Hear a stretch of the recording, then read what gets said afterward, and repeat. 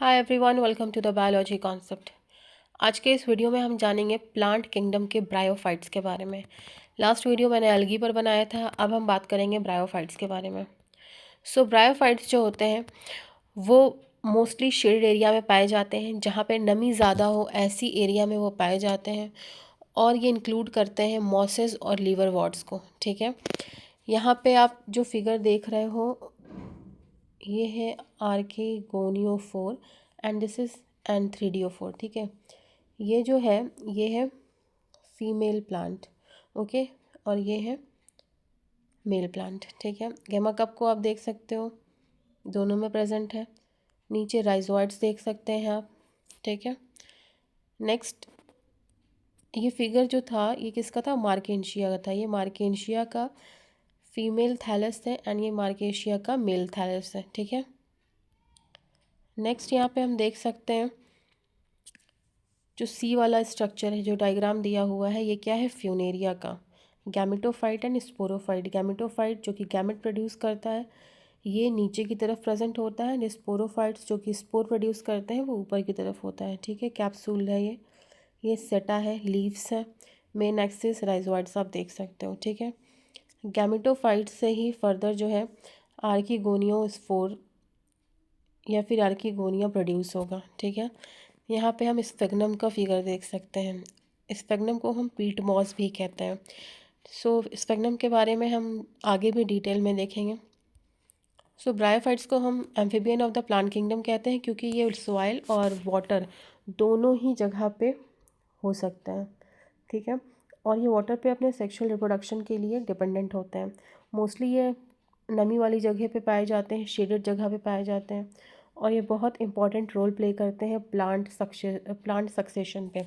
Plant succession मतलब किसी bear जगह पर जब फर्दर प्लांट्स ग्रो होना शुरू होते हैं तो सबसे जो स्मॉलेस्ट यूनिट होती है वो होती है मॉस की ही। ठीक है, सबसे पहले मॉसेस आते हैं, उसके बाद उससे थोड़ा बड़ा प्लांट आता है, फिर उससे थोड़ा बड़ा प्लांट आता है, फिर सबसे बड़े ट्रीज़ आते हैं। तो ऐसे इसे कहते हैं हम सक्सेशन। तो क्या बोल रहा है कि मॉसेस जो होते हैं, दैट इज़ ब्रायोफाइट्स जो होते हैं, बहुत इंपॉर्टेंट रोल प्ले करते हैं सक्सेशन पे, यानी कि बेयर सक्सेशन के लिए जो बेयर रॉक्स पे होता है। ठीक है, प्लांट बॉडी जो होती है ब्रायोफाइट्स की वो डिफ्रेंशिएट होती है एज़ कम्पेयर टू एल्गी से ज़्यादा।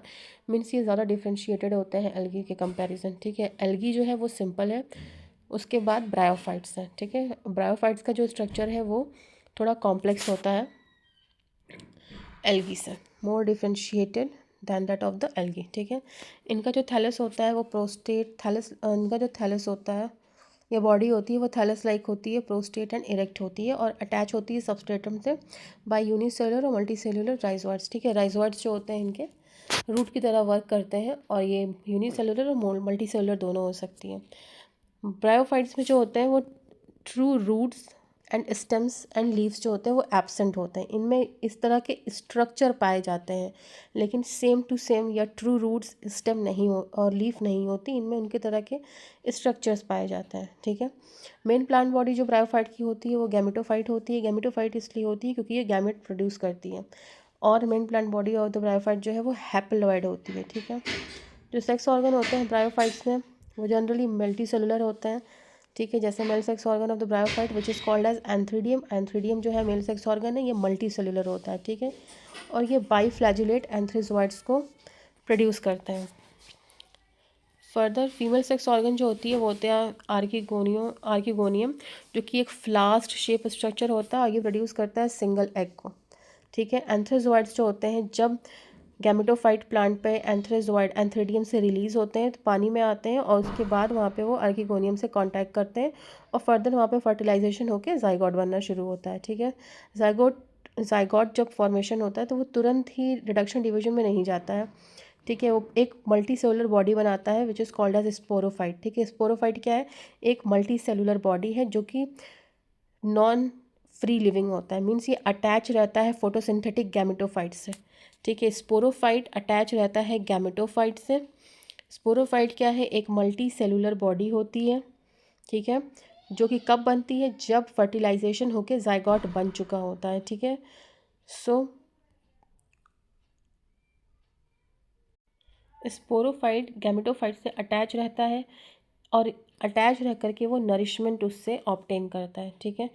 कुछ सेल जो है स्पोरोफाइट के वो रिडक्शन डिवीजन करते हैं, दैट इज़ मियोसिस करते हैं और प्रोड्यूस करते हैं हैप्लॉइड स्पोर्स, ठीक है। स्पोर्स भी इसमें कैसे होते हैं, हैप्लॉइड्स होते हैं और ये स्पोर्स जर्मिनेट होकर के एक नया गैमेटोफाइट बनाते हैं, ठीक है।